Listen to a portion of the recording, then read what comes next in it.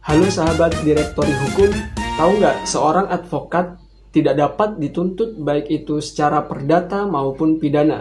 Sebagaimana MK telah memberikan pandangannya dalam rangka mengabulkan permohonan perkara nomor 26 garis miring PUU strip angka 11 garis miring 2013. Terhadap permohonan tersebut, MK dalam putusan nomor 006 garis miring PUU strip 2 garis miring 2004 mempertimbangkan bahwa Undang-Undang tentang Advokat adalah undang-undang yang mengatur syarat-syarat, hak, dan kewajiban menjadi anggota organisasi profesi advokat, yang memuat juga pengawasan terhadap pelaksanaan profesi advokat dalam memberikan jasa hukum, baik di dalam maupun di luar pengadilan.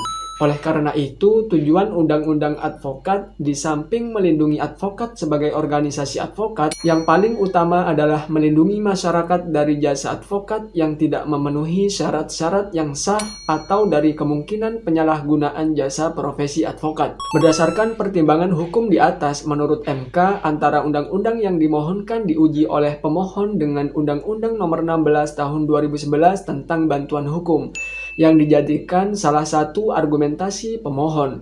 Terdapat perbedaan mengenai perlindungan advokat dan pemberi bantuan hukum dalam menjalankan profesinya. Perbedaan dimaksud telah menimbulkan perlakuan yang berbeda antara advokat dan pemberi bantuan hukum yang bermuara pada timbulnya ketidakpastian hukum yang adil di antara kedua profesi tersebut. MK melihat keadaan demikian bertentangan dengan pasal 28D ayat 1 UUD 1945 yang menyatakan setiap orang berhak atas pengakuan, jaminan, perlindungan, dan kepastian hukum yang adil serta perlakuan yang sama di hadapan hukum. Keadaan tersebut juga bertentangan dengan prinsip negara hukum sebagaimana diamanatkan pada pasal 1 ayat 3 UUD 1945.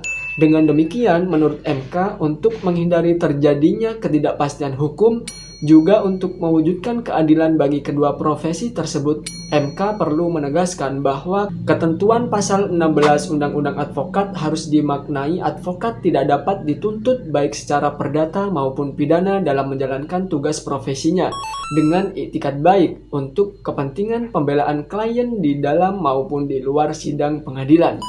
Semoga penjelasan ini dapat bermanfaat dan bisa dipahami. Nantikan video selanjutnya untuk membahas permasalahan hukum yang ada.